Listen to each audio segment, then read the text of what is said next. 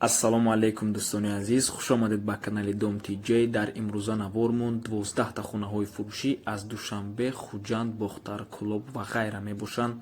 ҳатман лайкро мемонем, дар канали мо обуна мешавем ва фикри худро оиди хонаҳои фурӯшӣ ва оиди каналмон дар комментария менависем. агар шумо ягон пешниҳод доштагӣ бошед, ҳамчун дар комментария нависед. бисёри бад гап намезанем дӯстони азиз, рафтем. пеш аз саршави навор хотиррасон мекунем ки Dom TJ дуюм канал дорад ба номи Rul TJ. ин каналмон пурра оиди мошинҳо мебошад, яъне нарху навои мошинҳои фурӯшӣ, кредит, обмен, тест-драйв ва абзори мошинҳо, инчунин тавсияҳои даркорӣ аз тарафи ронандаҳои таҷрибадор. ҳатман дароед ва подписатсия кунед. ссилкаи канал дар комментарияи видео. мо боша навора сар мекунем.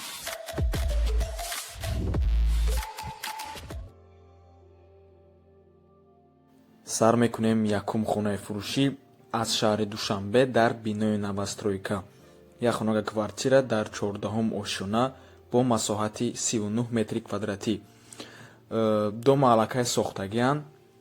айни ҳол фақат фасадаш мондагия тамом. ҳамин ягон 1-2 моҳ пас меспоранша.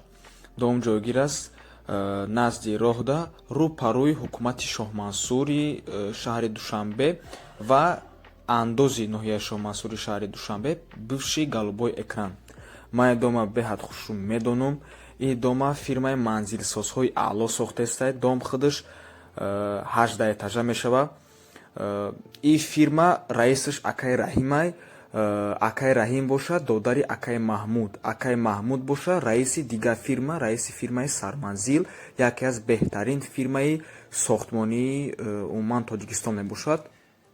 барои ми беҳад фирмаи зурай ва айни ҳол баробари ин хона бо корвона сохтааста. корвонози чихе ки медонед биноҳои нав сохтаистанд дар корвона бозори Алишкадастанд. ҳамура именно ҳамин фирма сохтааста. барои ами тавсия метиҳем. нархаш 260 000 сомонӣ бо ба фикрам арзонам мешавад. оиди ҷош камтар маълумот метиҳем. ҷойгир аст дар бивши Голубой экран, яъне ноҳияи Шоҳмансур, тарафҳои Садбарга. дӯстони азиз, байни Садбаргу Пайкар ҳамин дом мешавад. яъне ки ҷош беҳад хубай, қариб ки меша гуфта центрай.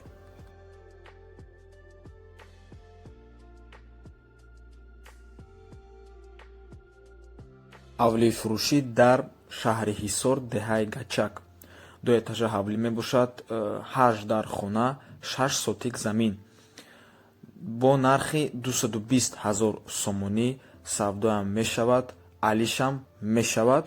чихе ки гуфтем, ҷойгир аст дар деҳаи Гачак, шаҳри Ҳисор.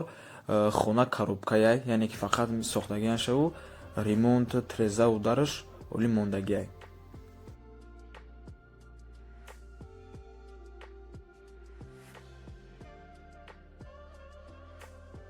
хонаи фурӯшӣ дар шаҳри Турсунзода. як хонага квартира дар 6-ум ошёна бо масоҳати 40 метри квадратӣ. бинои Новостройка мебошад. ҷойгир аст дар 9-ум микрорайон назди Қараболо. дорои лифти замонавӣ, майдончаи васеъ барои бозии кӯдакон ва нархаш 130 000 сомонӣ мебошад. рақамое ки шумо дар рои экран дидистед, ин рақамои худи фирма мебошад. фирмае ки ҳамин дома сохтааста. барои ҳамин ин ширкати сохтмонӣ хонаҳои 1, 2, 3, 4 ва 5 ҳуҷрага дар дилхоҳ этаж дорад. бо нархи арзон пешниҳодтон мекунанд. барои ҳамин марҳамат метавонед занг занед, бо арзонам мекунанд.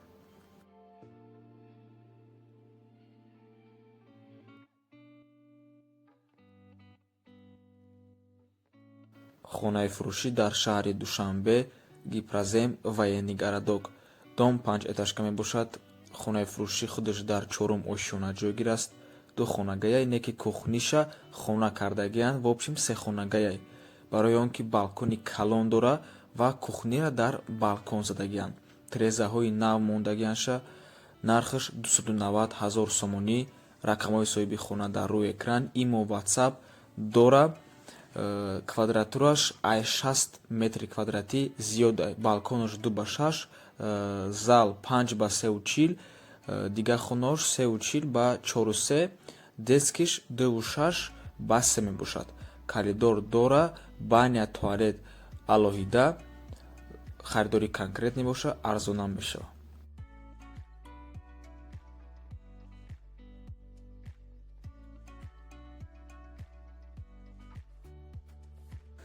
ҳавлии Алиши дар шаҳри Кӯлоб 3 дархона 4 сотик замин мебошад. И ҳавлия фақат алиш мекунанд, бо сексия намефурӯшанша.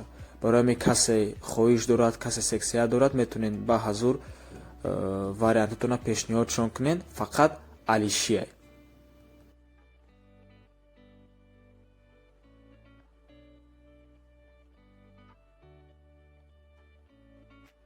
хонаи фурӯшӣ як хонага квартира дар сеюм мушона бо масоҳати 42 метри квадратӣ, домҳои советӣ мебошанд, бо ремонти миёна, доми панелияй. Бо ҳама ашёҳош фурӯхта мешавад. Назди дӯстии халкҳо будай, нархаш 210 000 сомонӣ дар шаҳри Бохтар, пештара Қурғонтепа, бо савдоям мешавад.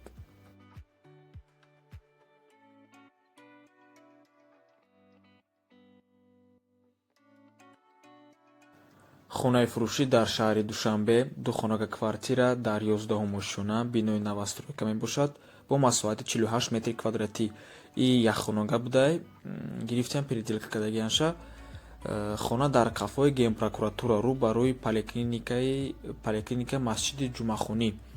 хона дар 11 ошона чӣ хел гуфтем, доми 11 этажа мебошад. Об, свет, отопление дорад, лекин лифташ кор намекуна ҳозиражда. Ман ҳайрон шудам ростигам. И то 11 этажа мебурои соф мекунӣ, лекин лифташ кор намекардай. хона 70% ремонт дора, ҳуҷҷат, шартномаам дора. Нотариусати хариду фурӯш карда мешавад. нархаш 230 000 сомонӣ, фақат харидори алик занг зана, бо савдоам мекунад.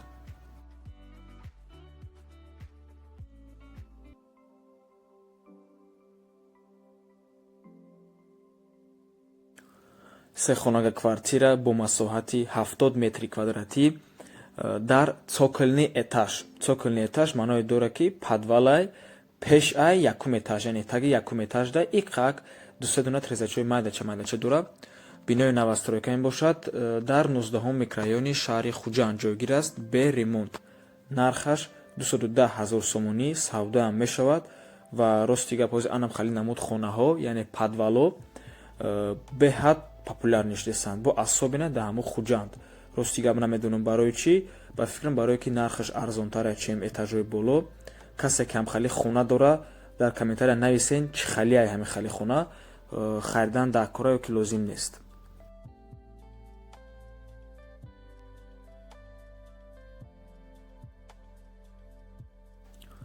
як хонага квартира бо масоҳати 36 метри квадратӣ дар 6 ошона бинои навастройка, ремонти нав ва бо ҳама чизу чорааш таҷран фурӯхта мешавад. бо нархи 135 000 сомонӣ, савдоям мешавад, алишам мешавад. дар шаҳри Кӯлоб ҷойгир аст.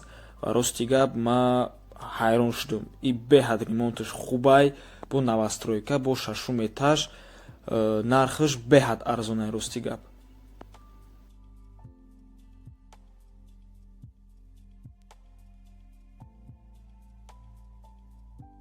хонаи фурӯшӣ дар шаҳри Душанбе як хонага квартира дар 4 ошона бо масоҳати 30 метри квадратӣ, бинои советӣ мебошад, бо ремонти миёна.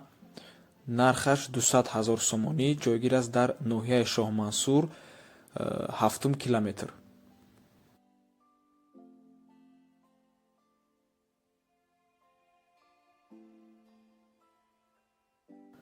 як хонага квартира дар 6 ошона бо масоҳати 51 метри квадратӣ, ҷойгир аст дар 9 микрорайони шаҳри Турсунзода, бинои навастройка мебошад.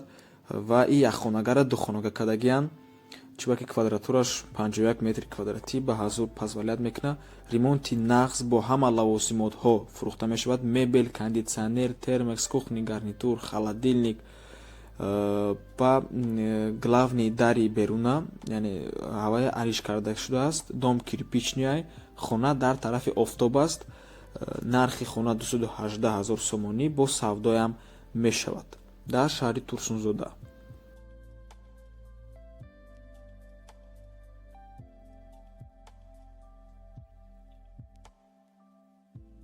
як хонага квартира дар сеюм ошона бинои советӣ мебошад, 34 метри квадратӣ бо ремонт ва шароити миёна буда назди меҳмонхонаи Рамз ҷойгир аст, айни 51 шаҳри Бухтар. нархаш 160 000 сомонӣ бо савдоям мешавад. ва ин буд охирон хонаи фурӯшӣ дар имрӯза навормон. раҳмати калон дӯстони азиз ки моро то охира тамошо карден. ҳатман ба канали мо обуна шавен, чиба ки ягон 1 ҳафта 2 ҳафта пас навор оиди кредит ва ипотекаи хонаҳо дар шаҳри Душанбе мебуроя. ва ҳатман лайка монед ва дар комментария фикри худро оиди хонаҳои фурӯшӣ нависен. то бози дӯстони азиз, барори кор шумода.